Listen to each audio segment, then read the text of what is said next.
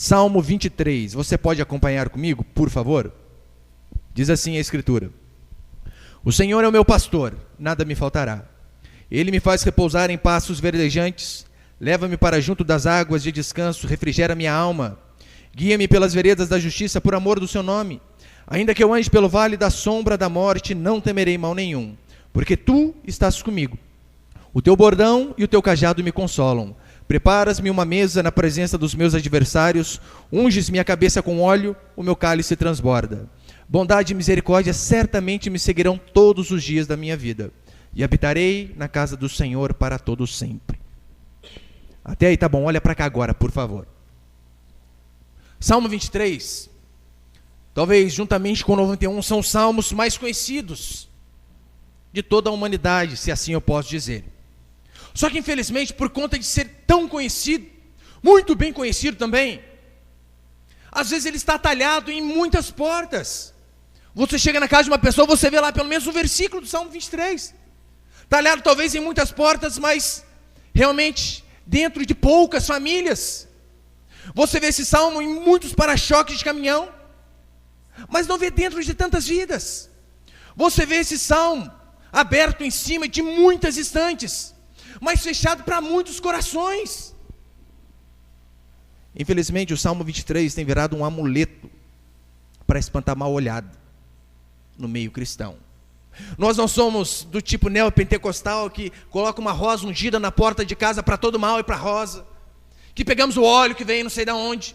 Mas quantos às vezes não pensam que o simples fato de ter o Salmo 23 aberto em cima da estante, que sua vida vai ficar tranquila, que mal nenhum vai chegar à sua tenda, pelo simples poder disso. Daí está lá uma folha toda amarelada, porque só abre naquela página e só fica aberto ali.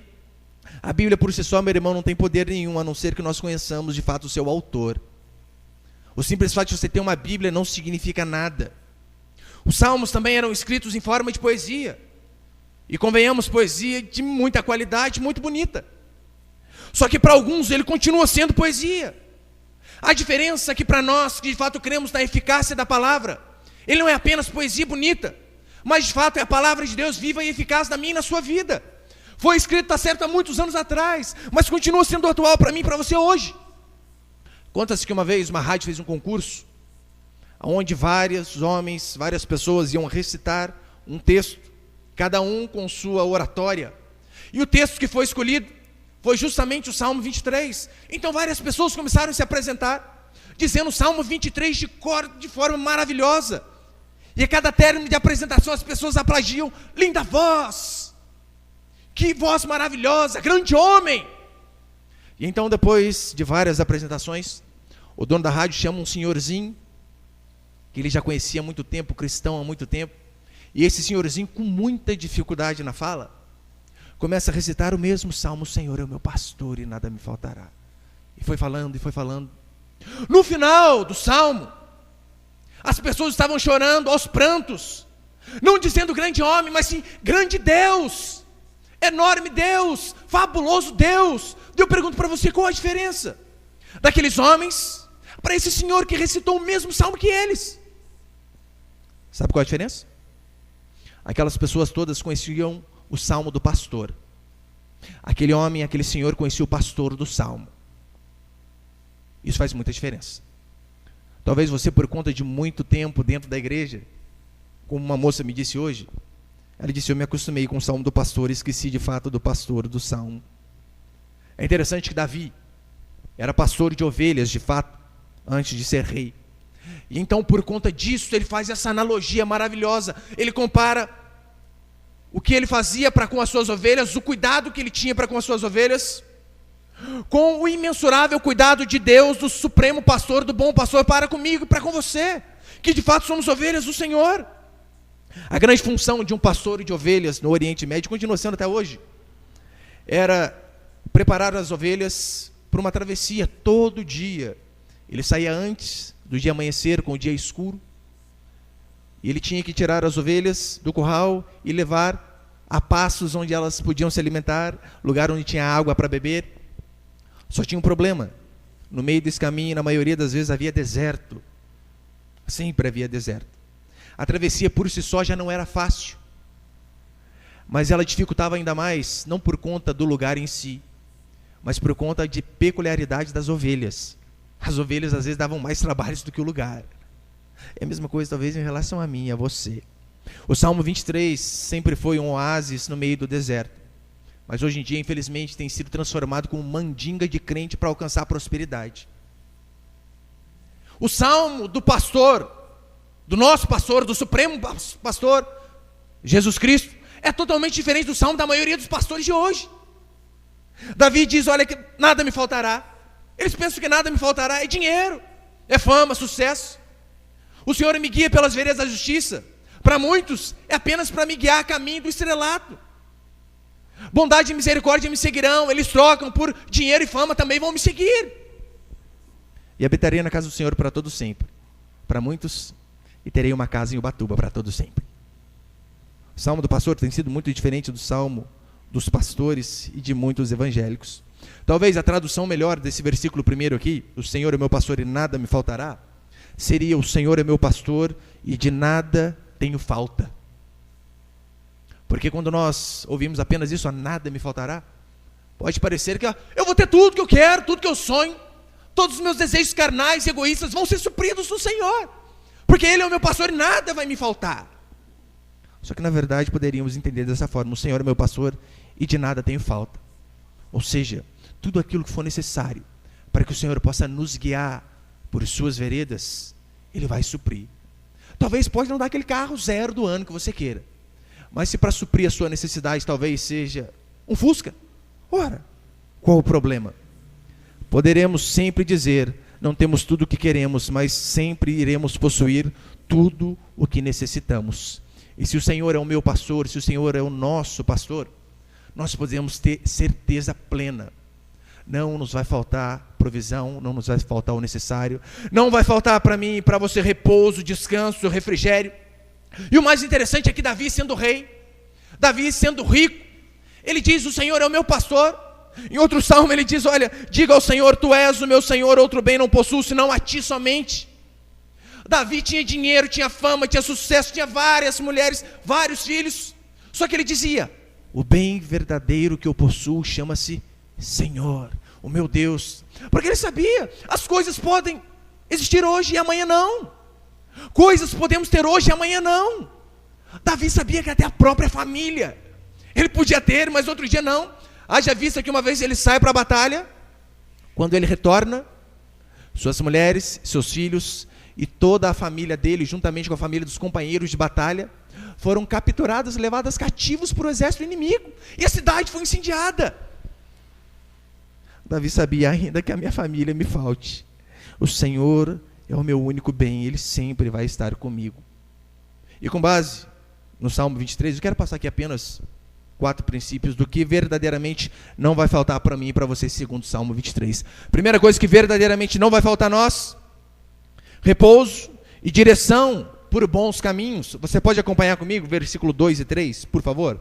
Ele me faz repousar em pastos verdejantes, leva-me para junto das águas de descanso, refrigera minha alma, guia-me pelas veredas da justiça por amor do seu nome. Olha que interessante. Davi, ele se compara a ovelhas. Ele poderia talvez comparar a mim e a você a leões, a tigres da Sibéria, a touros indomáveis. Mas ele diz que nós somos como ovelha, porque ele sabia que ovelha é um bichinho que precisa constantemente de cuidado. E por natureza, é um bichinho muito burro, bem parecido com a gente. Talvez se nós trocássemos o nome de ovelha para jumento, eu acho que teria mais significado até. Mas Davi sabia, ovelhas, elas precisam constantemente de cuidado, sabe por quê? É delas. Elas têm um constante senso de medo. Medo de tudo. Porque eu não sei se você percebeu, a ovelha não possui elementos naturais de autodefesa, como garras, dentes, venenos, ou algo para se proteger. Não tem. É um bicho que tem medo de tudo, a ponto de ovelhas, com sede, quando vão beber água, olhar a sua imagem, o reflexo na água, ficar com medo, ir embora e morrer por conta disso. Aí Davi vem e faz essa analogia maravilhosa. Nós somos assim. Sem Deus nós não somos nada.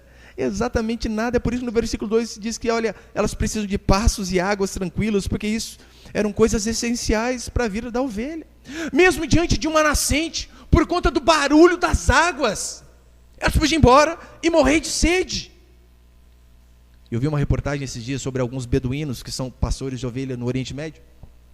Muitas ovelhas com sede, não queriam beber água, o pastor pegava a água na mão e dava na boca das ovelhas, para que elas não pudessem morrer. Para que eu e você possamos de fato ver a importância do serviço do pastor em relação às ovelhas naturais. O que as ovelhas faziam em retribuição? Nada. Aquele pastor ficava debaixo de um sol escaldante o dia todo, porque se tem um serviço monótono é ser pastor de ovelha. Não tinha foninho com MP3 para ficar ouvindo música na época, não.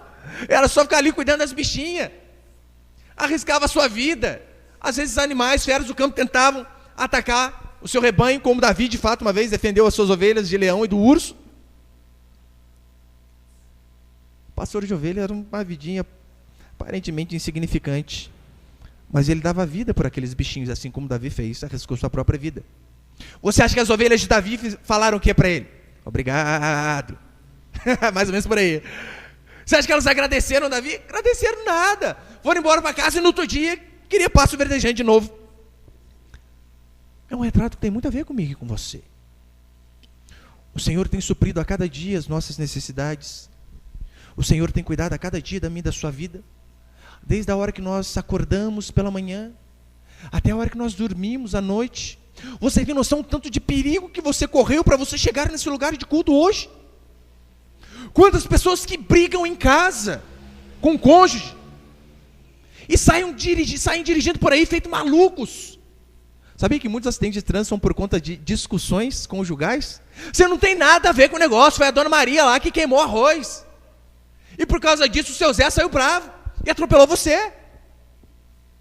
E o Senhor tem guiado a mim e a você. Quantos vírus, bactérias nesse ar que nós não conseguimos ver? Alguns anos atrás, lembra que era tudo que é lugar tinha álcool? Toda hora limpava a mão, toda hora fazia isso, fazia aquilo. A paz do Senhor, irmão, limpa a mão. A paz para o outro, limpa a mão. Por conta de vírus e bactérias, infecções por todo o campo. E o Senhor tem cuidado de nós a cada dia. E às vezes nós somos tão ingratos, ou às vezes até mais, do que essas ovelhas. Não agradecemos ao Senhor. Não agradecemos a Deus que tem cuidado de nós a cada dia. Nós também precisamos entender que o Senhor tem cuidado de nós. E também sermos gratos pelo seu cuidado. É por isso que nós precisamos que o Senhor nos guie pelas veredas da justiça. Sabe por quê? Porque se nós andarmos pelos nossos próprios caminhos, é óbvio que andaremos pelas veredas da injustiça. O Senhor tem cuidado de você, e o que você tem feito em retribuição a isso? Semana passada uma irmã me dizia que após terminar o culto de manhã, ela foi embora para a casa dela, e ela passou, estava cheio de polícia, uns 6, 7 carros perto de onde ela morava, e ela ficou assustada. E ela chegou a ficar sabendo depois que tinha sido por conta de um tiroteio que tinha tido naquele lugar 10 minutos antes dela passar. E eu depois passei também, eu vi o carro todo perfurado. E ela dizendo: pastor, 10 minutos eu podia passar no meio do fogo cruzado. Talvez foi justamente naquele dia: ô pastor, que pregação demorada, hein? Passou 10 minutos, mas será que não foi a provisão de Deus para te livrar? Às vezes é o pneu que fura, que você fica bravo. Ah, por que foi furar hoje? Mas às vezes aquilo é a provisão de Deus para te livrar do mal. Temos que reconhecer mais o Senhor em todos os nossos caminhos. Um outro irmão trabalha numa fábrica aqui na nossa região, trabalha com metal líquido, derretendo 700 e tantos graus, negócio absurdo. Ele disse: pastor, eu trabalho lá no centro do inferno. Literalmente é muito quente. E ele me dizendo: olha, aquele lugar é uma bomba atômica, qualquer coisa pode explodir, mandar tudo para o alto. Eu falei: como que uma pessoa dessa não percebe o cuidado de Deus durante 5 anos que ele está trabalhando lá? Eu e você precisamos ser mais gratos ao Senhor. Como Jesus disse, o bom pastor dá a vida pelas ovelhas. E de fato foi isso que o nosso pastor Jesus Cristo fez por mim e por você. Deu a vida por nós. E o que nós fazemos em retribuição? Na maioria das vezes, absolutamente nada. Jesus, para muitos, não é prioridade. Alô? Jesus para muitos não é prioridade. Mesmo ele fazendo tudo que fez, Jesus para muitos é o se der. Se der tempo, no domingo eu vou ao culto. Se eu não tiver nada para fazer na quarta, irei congregar. Se sobrar um tempo depois de um trabalho exaustivo o dia todo, depois de 2 horas de futebol, 3 horas de novela, eu vou ler 3 capítulos da Escritura. O Senhor tem cuidado de nós constantemente. E nós também, como ovelhas, às vezes não agradecemos em nada o que Ele faz. Mas segundo princípio, que não vai faltar a mim e a você, companhia diante das dificuldades. Versículo 4, você pode acompanhar comigo? Ainda que eu ande pelo vale da sombra da morte, não temerei mal nenhum, porque tu estás comigo. O teu bordão e o teu cajado me consolam. É interessante, né? Tu estás comigo. O Senhor não apenas é o supridor do versículo 1, que nada vai nos deixar faltar, mas também Ele é o Senhor presente, Deus conosco, Emmanuel. Saber que o pastor é conosco, que a companhia do pastor é conosco, isso traz conforto, traz segurança, todavia também não nos livra de caminhos maus e de dificuldades. Ou você pensou que o simples fato de se tornar cristão, que o simples fato de pegar firme com Deus, de ter compromisso, que todos os seus problemas seriam resolvidos e você jamais passaria uma dificuldade, uma tribulação? É mentira. Quem garante isso para você está fazendo propaganda enganosa. Muito pelo contrário. Jesus ainda nos advertiu em João 16: no mundo tereis aflições, mas tem de bom ânimo, eu venci o mundo. Vida cristã, você sabe, não é um mar de rosa. Parece que quando a gente se converte fica mais difícil ainda. Parece que quando a gente decide fazer o que é certo, daí que o mundo cai sobre nossa cabeça. As coisas que aparentemente estavam dando certo começam a dar errado. Olha para a vida dos homens de Deus que a Bíblia cita. Paulo, apóstolo arrebatado ao 3º céu. Sabe como que ele termina a sua vida? Pobre, sem amigos, sem nada, sem bens e sem cabeça. Paulo, na teologia de muitos pastores hoje, estaria em pecado. Para estar dando as coisas erradas, tem que ter pecado, rapaz. Não é isso que muitos dizem? Não pode ver a gente passando um momento de dificuldade e pronto. É pecado! É óbvio que é pecado. Nós temos pecado. Mas nem tudo aquilo que acontece de ruim na nossa vida é por conta disso. Timóteo, que também era pastor, olha o conselho de Paulo. Timóteo, meu filho amado, toma um pouquinho de vinho por conta das tuas frequentes enfermidades. Você consegue imaginar um pastor frequentemente enfermo? Era o caso de Timóteo. A enfermidade dele era frequente. Olha para Pedro. Morreu crucificado de cabeça para baixo, segundo alguns historiadores. Olha para a vida dos apóstolos, com exceção do apóstolo João, que pode-se dizer que morreu uma morte bem morrida. Todos os outros morreram ou cerrados pelo meio, ou decapitados, ou apedrejados, ou crucificados. Estevão foi apedrejado, o primeiro mártir da igreja. Então a vida cristã não quer dizer que nós nunca vamos passar em dificuldade. Pastor, mas qual que é a diferença então? Não compensa servir a Deus. Olha, se sem Deus eu passo dificuldade, com Deus eu também passo. Sabe qual que era a diferença desses homens para aqueles que não são cristãos? É que mesmo em meio à dificuldade, eles tinham a plena certeza da presença do bom pastor com eles. Eles podiam dizer, de fato, aqui como no verso 4, ainda que eu ande pelo vale da sombra e da morte, não temerei mal nenhum, porque tu estás comigo. Agora, o fato de Deus estar conosco não quer dizer que vamos passar por problemas, que não vamos passar por problemas. Podemos sim, e provavelmente iremos passar por vales da sombra da morte. Todavia você, que serve a Deus verdadeiramente, que é filho e filha de Deus verdadeiramente, ainda que você passe pelo vale da sombra da morte, você jamais vai passar pelo vale da sombra da ausência de Deus. Você jamais vai passar pelo vale da ausência do Senhor, de olhar para o lado e de saber, estou sozinho. Isso jamais. Mas talvez esse é o seu estado hoje. Pastor, o senhor está falando desse maldito vale, e eu estou passando nele agora. Talvez o vale da sombra da morte, e seja lá na sua vida conjugal, é brigas que não acabam mais, e seja na sua vida financeira, na sua vida pessoal, na sua vida particular, esteja na sua família, talvez seja uma enfermidade, mas ainda que você esteja nesse vale, meu irmão e minha irmã, tenha certeza que o Senhor é contigo. O Senhor é por nós, jamais irá nos abandonar, não importa qual lugar você esteja. O mais importante é quem está conosco. Alguns historiadores dizem que esse vale da sombra da morte era de fato um lugar literal, um lugar real. Um morro bem íngreme, caminhos, vielas bem curtas, com espinhadeiros, com penhascos por todo lado.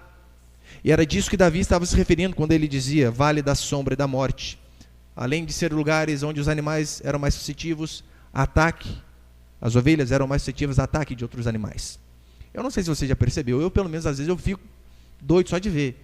Às vezes você está passando, você vê nos morros, aquelas vacas pastando no morro lá, tem aquelas vielas bem pequenininhas, só morro do lado. Eu fico imaginando, se uma vaca dessa escorrega, hein? Vai parar só lá embaixo. Não vai prestar nem para churrasco a carne, tadinha. É mais ou menos isso aqui que Davi está dizendo. Segundo alguns historiadores, um lugar real. Mas sabe o que muitos pastores faziam para que as ovelhas pudessem passar por esse caminho difícil? Olha que interessante. Muitos pastores cantavam para suas ovelhas, porque eles estavam com as ovelhas desde pequeno. E então a ovelha acostumava com o pastor e sabia dar ouvido à voz do seu pastor. Então quando o caminho era muito difícil, eles começavam a cantar de fato. E as ovelhas faziam filas indianas e iam apenas ouvindo a voz do seu pastor, para que pudessem passar por aquele caminho difícil. Não é exatamente o que Jesus diz para a gente em João 10, 27? Coloquei ali. João 10, 27, as minhas ovelhas ouvem a minha voz. Eu as conheço e elas me seguem. É isso que nós devemos fazer quando estivermos passando por um vale árido, pelo vale da sombra da morte, numa situação real. Ouvir a voz do Senhor, mesmo em meio às dificuldades, devemos dar ouvido.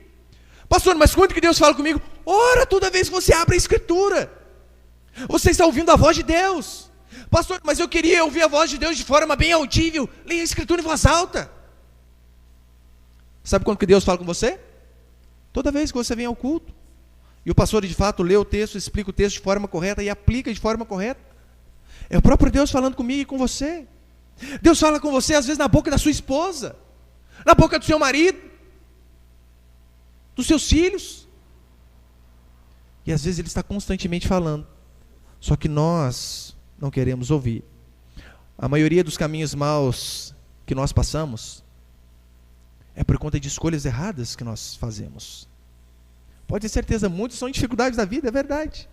Mas na maioria das vezes são escolhas erradas que fazemos.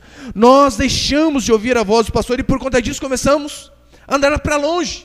Mas graças a Deus que Deus é Deus e Ele é um bom pastor, que mesmo quando nós decidimos nos desviar do caminho do Senhor, Ele é tão amoroso que Ele nos traz de novo. Só que às vezes Ele traz de algumas formas um pouco dolorida.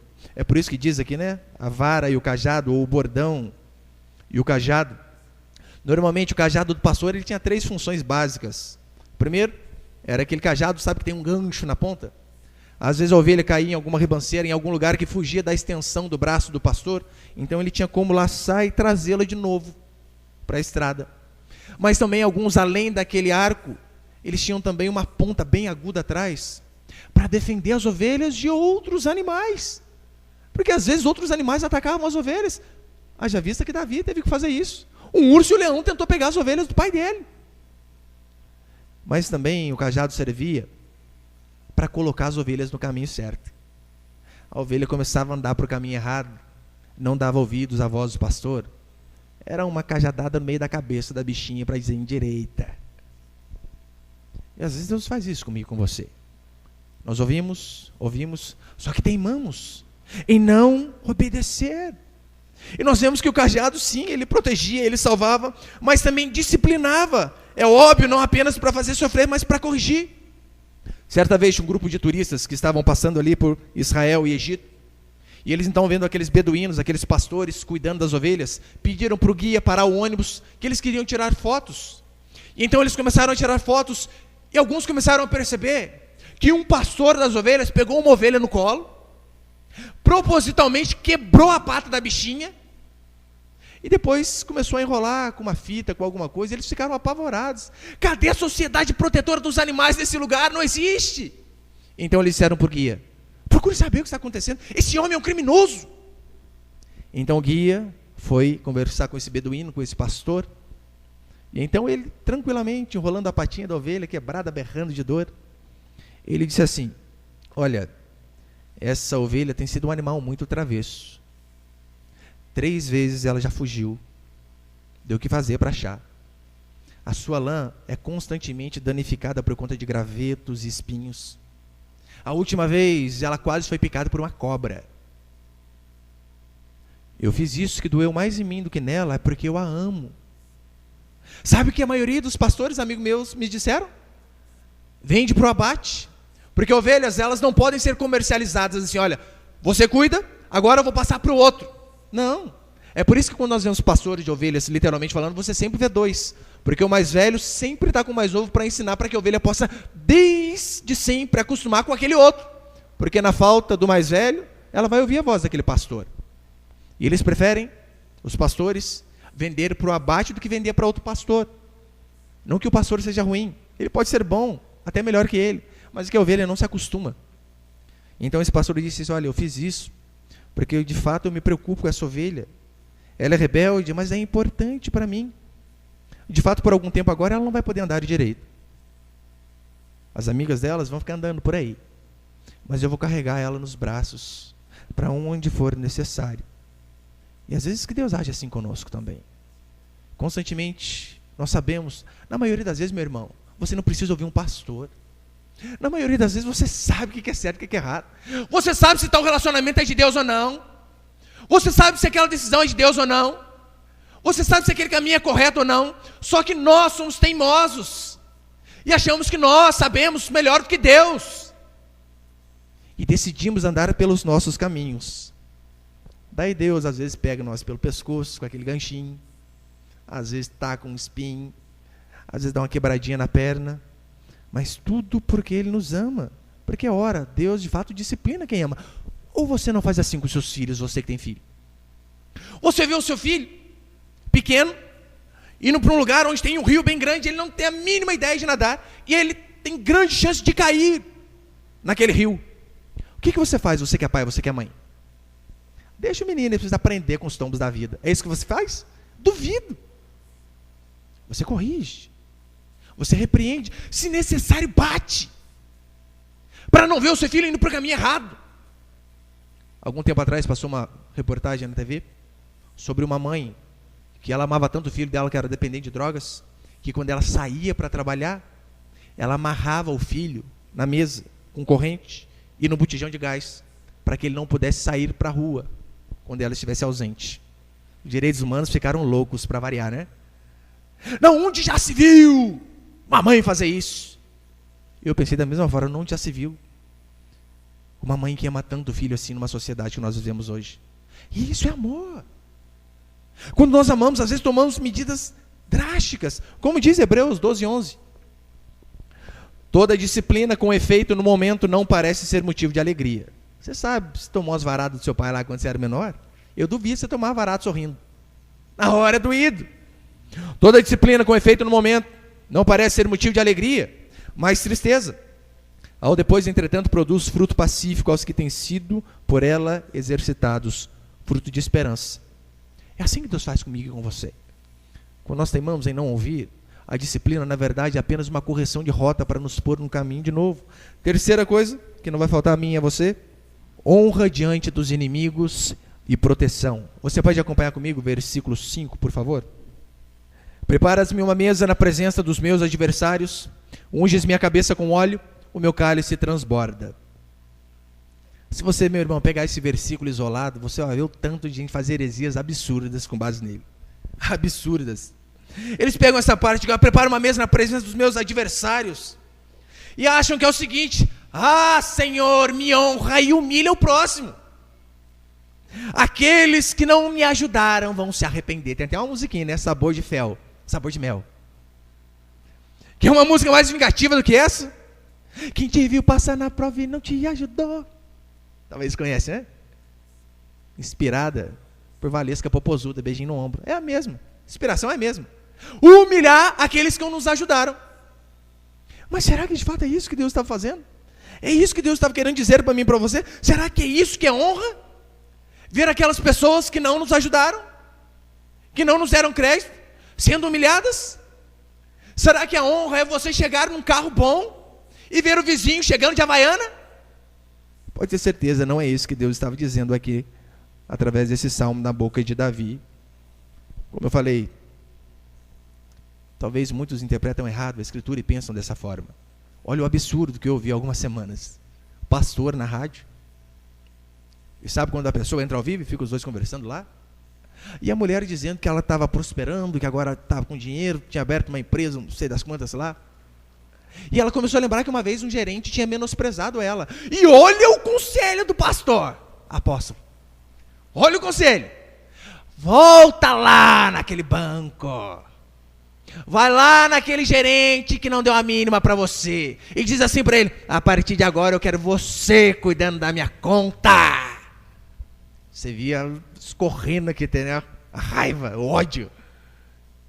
Será que de fato é isso que Deus diz quando Ele fala sobre honra diante dos adversários? Honra na presença do Senhor, honra diante dos inimigos, com certeza não é isso. Sabe o que de fato é honra? É quando aquele seu inimigo, que talvez virava a cara para você, passa a ser amigo. Quando aquele que talvez ridicularizava você por conta da sua fé, serve o mesmo Deus que você serve. É aquele que não gostava de você que passa a frequentar a sua casa. Diz a Bíblia que Isaac abria poços, e água é algo essencial para a vida até hoje. Antigamente não tinha água encanada, então tinha que abrir poços. Só tinha um probleminha: Isaac abria poços, os inimigos vinham e entulhavam, jogava a terra. Isaac abria poços e os inimigos entulhavam. Se fosse você, meu irmão, o que você fazia com esses inimigos aí? O pastor jogava eles dentro do poço e terra por cima. Talvez que a maioria fizesse. Mas olha o que diz Gênesis 26, 30. Então Isaac lhes deu um banquete, e comeram e beberam. Que coisa, hein? Como que alguém vai continuar inimigo de Isaac desse jeito? Ah, esse povo está me perseguindo, reúne eles aí. O que você vai fazer? Banquete para eles. Vão comer junto comigo. E se você fizesse aí com seu vizinho lá, meu irmão, que vira e mexe, bate boca com você? Você acha que as coisas vão fluir melhor? Davi, quando ele assumiu o reino, ele assumiu depois Saul, e todo rei que assumia um reinado tinha de praxe destruir totalmente a família do seu antecessor, para que nenhum filho surgisse e tomasse o reino novamente. Os filhos de Saul foram exterminados, com exceção de um, Mefibosete, que era aleijado dos pés ainda.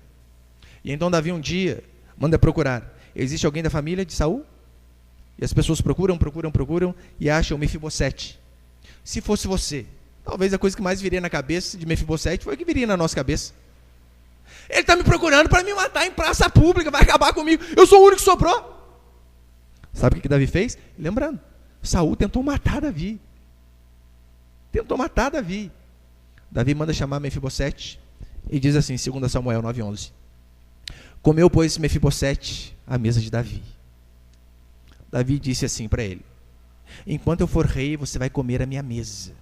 Não interessa o que seu pai me fez, não interessa o passado, eu vou honrar você. E se nós agíssemos dessa forma? E se eu, como pastor, talvez agisse dessa forma? Porque você já viu, né? Tem igrejas que, infelizmente, fulano diz: não, vou sair da igreja. Eu trazer tristeza para o pastor, eu ouvi isso aí. O que muitos fazem nessa hora? Vai sair? Você vai sair andando, criatura, mas você vai voltar rastejando. Será que é isso que é honra? Ver depois o irmão chegar todo arrebentado para ajudar a colher os cacos? Eu, quando algum irmão fala que vai sair, eu choro mesmo, literalmente falando. Quando ele ameaça em querer voltar, eu já estou lá na casa dele: irmão, fica com nós, isso é importante demais para a gente, fica aqui. Precisamos agir dessa forma. A mesa de Davi era a mesa da graça, mas a mesa de muitos religiosos tem sido a mesa da vingança. Também diz que não vai faltar proteção para mim e para você. Unges minha cabeça com óleo.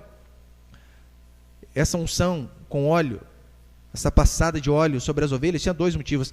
Primeiro, para espantar inseto. Porque você sabe, tem alguns remédios que a gente usa que espantam pernilongo. Pastor, tem muito pernilongo em casa, passa vinagre, o negócio é bom. Você vai ficar fedido, é óbvio, né? Mas o negócio é bom. Nenhum pernilongo vai chegar perto de você, nem a sua esposa, se for casado. Mas uma das funções era espantar inseto. Porque alguns mosquitinhos colocavam ovinhos no nariz da ovelha, e a ovelha era um bicho tão burrinho, que por conta desse incômodo, elas começavam a bater a cabeça nas árvores a ponto de morrer, por conta de ovos que eram depositados no seu nariz. Imagina aquele bichinho zunindo toda vez no nariz dela. Na nossa vida também acontece assim, talvez não um mosquitinho literal. Mas quantas vezes? Porque Beelzebu é o senhor das moscas, um dos nomes do capeta é esse, né? Deus das moscas. Quantas vezes não fica zunindo lá no seu ouvido, assim como fica no meu? Ah, crente, hein? Tá indo na igreja há tanto tempo e ainda faz isso. 2 domingos você aí vai aparecer com a cara lavada agora. Você é turista na igreja. O diabo fica assim na nossa cabeça. É por isso que nós também precisamos ter o óleo do Espírito Santo sempre sobre nossa vida. Mas a segunda função do óleo também era curar as feridas. Porque você sabe, as ovelhas ficavam no campo, espinhos furam, pedras cortam, mas as maiores cicatrizes das ovelhas, sabe onde acontecia? Era no convívio entre elas mesmas. Não é assim que acontece com a gente? Nós machucamos, às vezes, em vários lugares. Nós quebramos uma parede aqui na igreja, e os irmãos vieram, que era pedreiro, né? Eu não. Pastor, senta a marreta. Falei, comigo mesmo, quebrar. Eu dei uma marretada no negócio, e tinha um ferro no meio da coluna, eu não vi. O ferro foi e voltou no meio da minha testa. Já abriu, né? Sangue. Mas você sabia que a maioria das vezes que nós nos machucamos são nos relacionamentos? Você sabe o que eu estou falando? Quem é casado, quem mais sério o marido que a esposa? Quem mais sério é a esposa que o marido? Que é algo que traz mais dor para nós, que quando os nossos filhos não correspondem às nossas expectativas. Relacionamento conjugal, relacionamento familiar, relacionamento dentro da igreja. Ou você acha que na igreja não acontece essas coisas? É óbvio que acontece. Paulo roga para as irmãs da igreja de Filipos, porque estava acontecendo briga lá. Olha, eu rogo para vocês que vocês pensem concordemente. Estava tendo briga entre as irmãs. Mas Davi vem e diz: o Senhor é o meu pastor, Ele cuida de mim. E assim como eu passo óleo nas ovelhas para que as feridas delas venham a ser curadas, assim o Senhor também faz com cada uma de suas ovelhas. E quarto e último princípio para encerrar, que não vai nos faltar segundo o Salmo 23, é bondade, misericórdia e companhia. Você pode acompanhar comigo, versículo 6, por favor? Bondade e misericórdia certamente me seguirão todos os dias da minha vida, e habitarei na casa do Senhor para todo sempre. É interessante que a misericórdia nos segue. Mas você percebeu que quando nós fazemos algo errado, nós fugimos da misericórdia e da graça de Deus? Você quebra o pau com a sua esposa às 6h30, o culto é às 7h30, qual que é a primeira coisa que vem à sua cabeça? Não vou à igreja. Você faz alguma coisa errada, a primeira coisa que você pensa: nossa, eu não sou digno nem de orar. Mas você nunca foi, meu irmão, nunca vai ser, nós nunca seremos. É interessante que Pedro, por conta de acusação, voltou para o seu trabalho secular. Moisés foi acusado por conta do seu erro. Adão ficou acusado por conta de seu erro. Sabe o que ele fez? Se escondeu de Deus atrás do arbusto. É isso que nós fazemos quando erramos. Em vez de deixar que a bondade e a misericórdia nos alcance, nós fugimos de Deus. Mas não adianta, meu irmão. Você vai fugir, vai se esconder de Deus aonde? Lembra do Salmo 139? Se suba aos céus, lá estás. Se faça minha cama no mais profundo abismo, lá estás também. Se toma as asas da alvorada e me detém nos confins dos mares, ainda lá me haverás de guiar a tua mão. E você está aí tentando fugir de Deus. Não é mais fácil ficar paradinho e dizer: Senhor, me alcança logo. Senhor, estou doido para correr, mas me alcança, por favor. Não importa quantas vezes erramos, mesmo assim o Senhor sempre estenderá o seu cetro de bondade e de misericórdia para mim e para você. No Antigo Testamento havia um dia chamado de Yom Kippur, que era o dia do perdão nacional, o dia da expiação nacional, onde os pecados do povo eram todos perdoados. Um dia no ano. Graças a Deus em Jesus Cristo hoje, não apenas um dia de perdão, mas todo dia que eu e você viermos a errar, mas houver arrependimento em nosso coração, diz a Bíblia que o Senhor sempre vai perdoar a mim e a você.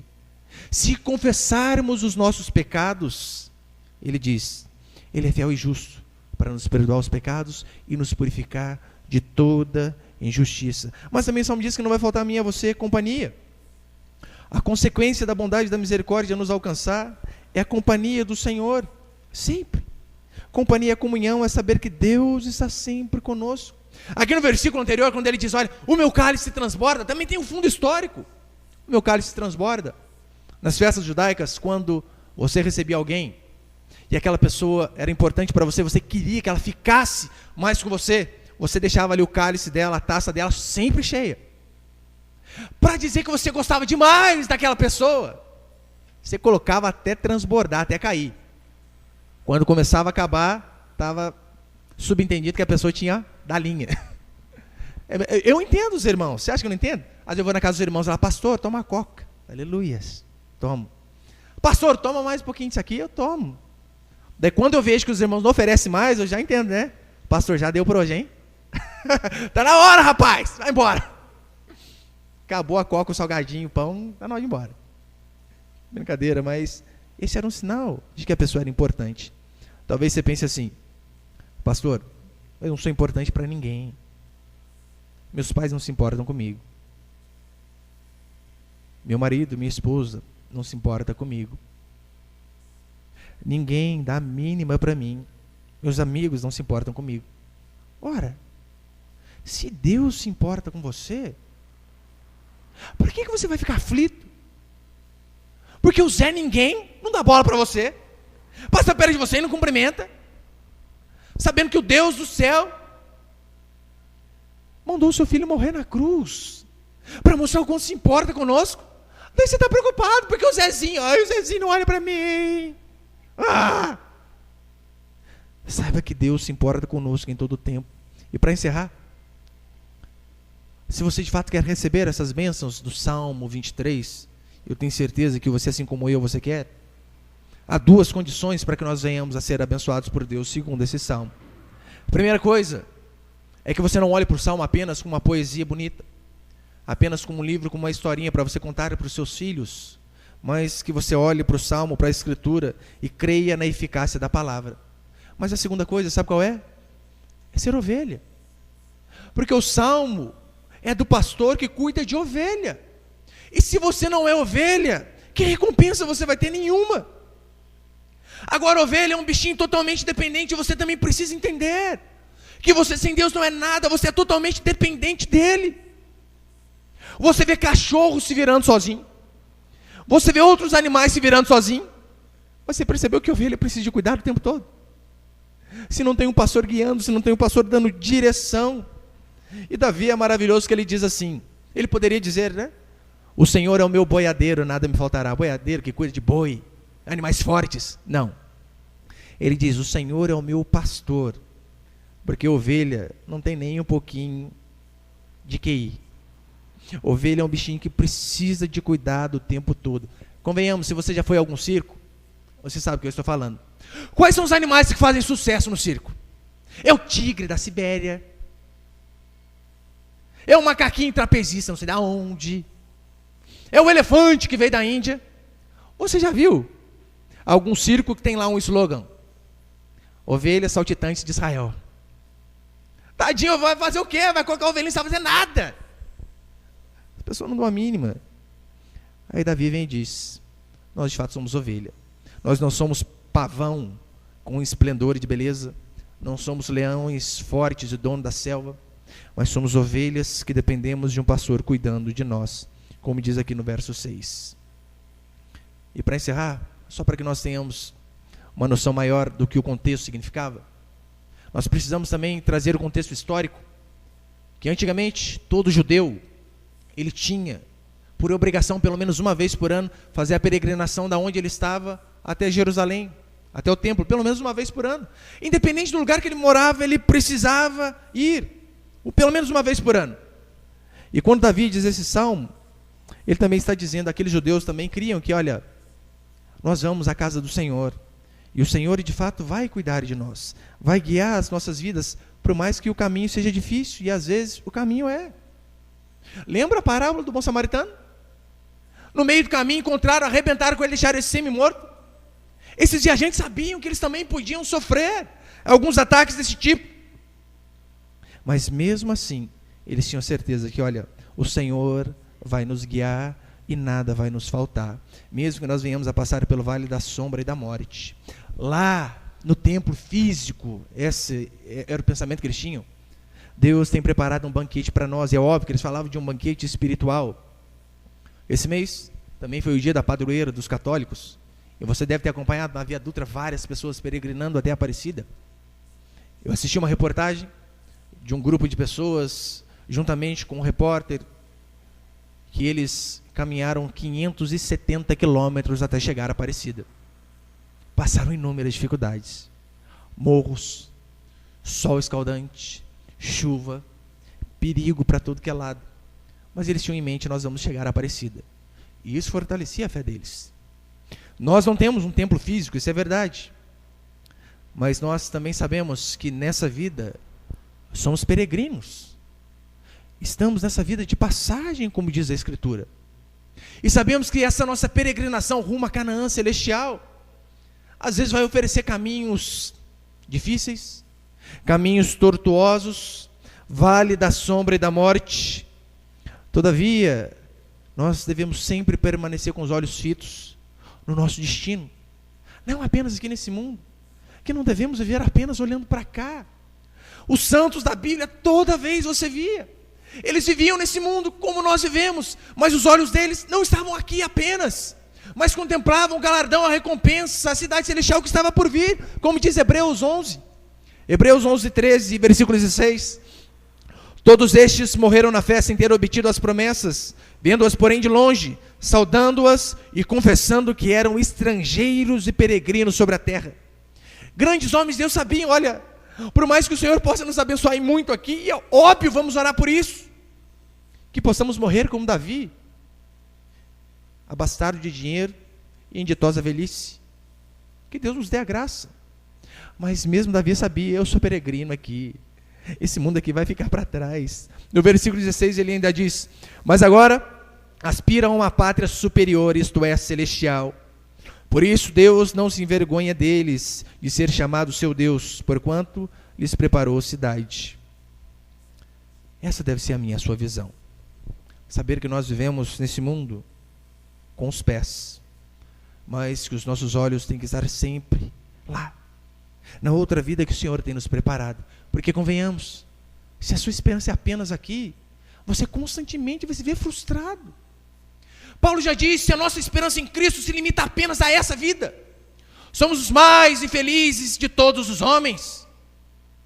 Eu posso dar para você um tanto de gente que tem dinheiro, que tem fama, que tem sucesso, que alcançou coisas que talvez você nunca nem almejou, nem sonhou, mas vive frustrado, porque a sua esperança está apenas aqui. Agora, todavia, se o Senhor é o nosso pastor, é o nosso protetor, nós podemos ter a certeza que Ele vai nos guiar rumo à sua casa celestial, e de fato habitaremos com o Senhor para todo sempre. Portanto, meu irmão, não fixe alicerce apenas nessa vida. O pastor constantemente fazia contagem das ovelhas, para saber: estão todas aqui? Lembra a parábola da ovelha perdida? Ele tinha 100, uma se desviou, o que ele fez? Olha, eu vou deixar essas 99 aqui em segurança, e vou atrás daquela perdida, para mostrar que todas de fato são importantes. Portanto, meu irmão e minha irmã, ter um pastor que cuida de nós é sentir-se protegido, é sentir-se amparado. E é isso que Deus quer fazer comigo e com você. É isso que Deus tem para nós: veredas de justiça, caminhos bons. Deus quer sempre nos guiar, por mais que às vezes possamos passar por um deserto, mas Ele quer conduzir a minha e a sua vida a passos verdejantes e a águas tranquilas, para que nós possamos habitar com Ele para todo sempre. Ser cuidado pelo pastor, pelo nosso pastor Jesus Cristo, é sim um privilégio, até quando nós somos disciplinados. É um privilégio saber que o Senhor se importa tanto conosco a ponto de disciplinar a mim e a você. Portanto, quando eu e você ouvirmos a voz do Senhor, como diz Hebreus 4:7, hoje se ouvirdes a voz do Senhor, não endureçais o vosso coração. Porque o pastor sempre fala, sempre nos guia, e que nós possamos ter esse coração de deixar Ele guiar a minha e a sua vida, e de fato darmos ouvidos à sua voz. Amém, meus irmãos?